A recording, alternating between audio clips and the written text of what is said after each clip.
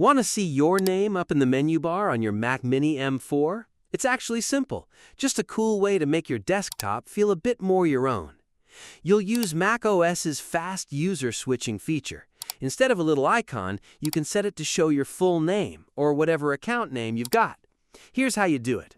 First, click the System Settings from the dock below. Next, find Control Center in the sidebar. Scroll down a bit.